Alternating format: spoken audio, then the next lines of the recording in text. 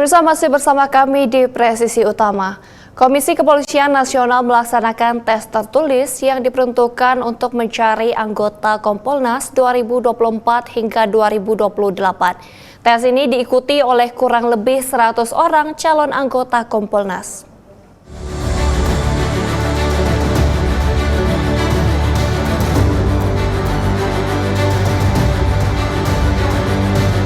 Komisi Kepolisian Nasional melaksanakan tes tertulis yang diperuntukkan untuk mencari anggota Kompolnas periode 2024-2028. Tes ini dilaksanakan di Hotel Grand Kemang, Jakarta Selatan.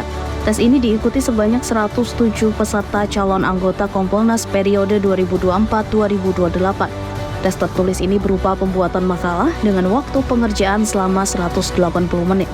Ketua Pansel Kompolnas periode 2024-2028, Hermawan Sulistyo menegaskan bahwa kriteria yang dicari oleh instansi Komisi Kepolisian Nasional adalah pribadi yang visioner dan dapat mengetahui fungsi serta peran kepolisian. Kami mencari, karena ini komisioner ya, kami mencari yang visioner, yang punya kemampuan untuk meraba situasi tahun 2028 ketika masa tugas mereka berakhir selama 4 tahun. Kan dari tahun ini 2024 sampai 2028 itu 4 tahun, mereka harus bisa membaca Kompolnas di situ seperti apa dan polisi itu seperti apa gitu, supaya ada daya dorong untuk perbaikan secara menyeluruh bangsa ini. Hasil tes tertulis ini nantinya akan diumumkan pada tanggal 1 Agustus 2024 mendatang, yang mana Pansel akan menetapkan sebanyak 50 calon anggota Kompolnas yang akan maju ke tahap selanjutnya. Pada tahap selanjutnya, calon peserta yang terpilih akan melalui tahap tes kesehatan serta tes asesmen dengan wawancara. Kompolnas berharap kedepannya para calon anggota baru dapat memberikan kritik serta saran yang membantu untuk memperbaiki Polri kedepannya. Dari Jakarta, Jelang Baskara, Christian Hendra melaporkan untuk Polri TV. Pemirsa, lomba debat hukum yang digelar oleh Divisi Hukum Polri di Balairung Kirana Hotel Kartika Chandra memasuki babak final dan grand final dengan menyisihkan 4 kandidat dari 9 universitas dari perwakilan Polda Jajaran. Acara ini digelar dalam rangka Hari Bayangkara ke-78. Lomba debat hukum 2024 memasuki final dan grand final dengan menggandeng 4 kandidat dari Universitas Perwakilan Polda Jajaran. Pada sesi grand final ada kandidat dari Polda Sulawesi Tengah, yaitu Universitas Tadulako sebagai tim pro yang melawan Polda Jawa Barat, yaitu Universitas Pajajaran sebagai tim kontra. Sementara di sesi final bertemu 2 kandidat, yaitu Polda Sulawesi Selatan, yaitu Universitas Hasanuddin, dan Polda Jawa Tengah, yakni Universitas Diponegoro. Lomba debat tahun ini menghadirkan 4 juri dari akademisi universitas ternama di Indonesia. Di antaranya yaitu dosen Universitas Tarumanegara Heri Firmansyah, dosen Universitas Indonesia Feby Mutiara Nelson, dosen Universitas Trisakti Albert Aris, dan dosen Universitas Bima Nusantara Brigita Purnawati Manohara. Gelaran lomba debat hukum ini merupakan salah satu rangkaian acara Hari Bayangkara ke-78 yang digelar selama 2 hari, yakni pada tanggal 29 Juli hingga hari ini, yaitu 30 Juli 2024. Kepolisian Negara Republik Indonesia kembali meraih opini wajar tanpa pengecualian pada laporan hasil pemeriksaan laporan keuangan oleh Badan Pemeriksa Keuangan Republik Indonesia pada tahun anggaran 2023.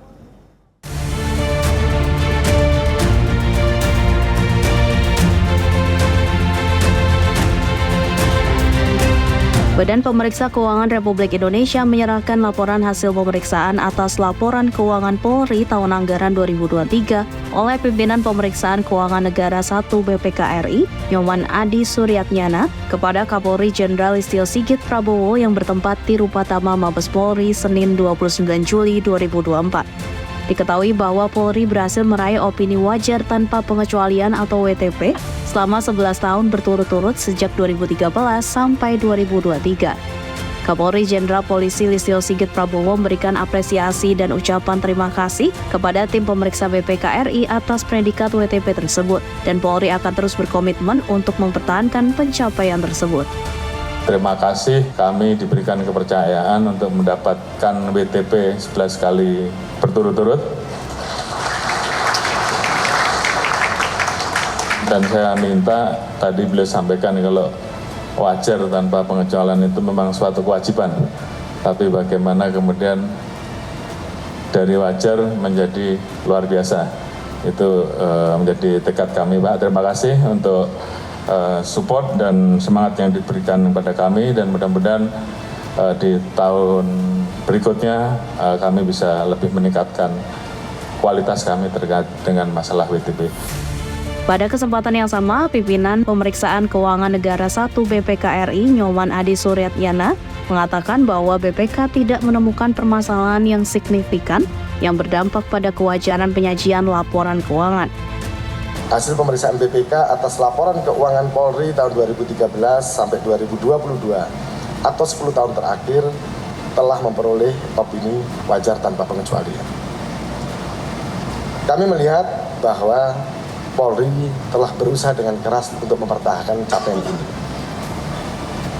Dalam pemeriksaan laporan keuangan Polri tahun 2023, kami tidak menemukan permasalahan signifikan yang berdampak pada kewajaran penyajian laporan keuangan, di mana menurut kami, laporan keuangan Polri posisi tanggal 31 Desember 2023 menyajikan secara wajar dalam semua hal yang material dan realisasi anggaran operasional serta perubahan ekuitas sesuai dengan standar akuntansi pemerintah. Dengan demikian, pada kesempatan yang berbahagia ini, saya sampaikan bahwa opini atas laporan keuangan Polri tahun 2023 adalah wajar tanpa pengecualian.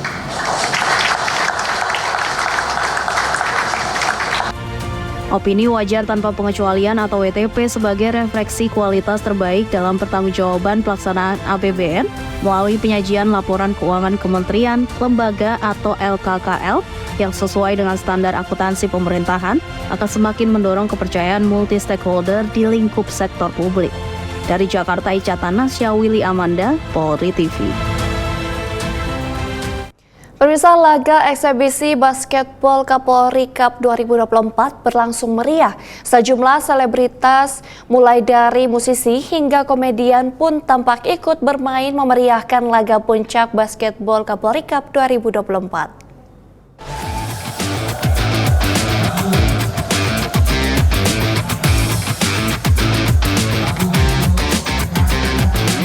Hari terakhir puncak gelaran basketbol Kapolri Cup 2024 diisi dengan partai eksebisi yang mempertemukan tim merah melawan tim emas.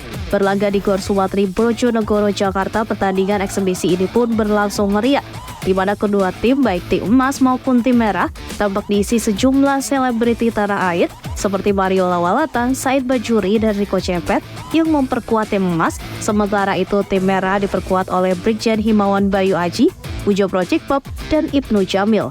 Laga eksebisi sendiri berlangsung seru, meski hasil imbang 51 sama pada kuarter akhir pertandingan dengan 1 gol di tim merah. Dari Jakarta, Faris Hasni, Irfan Juni melaporkan untuk Polri TV.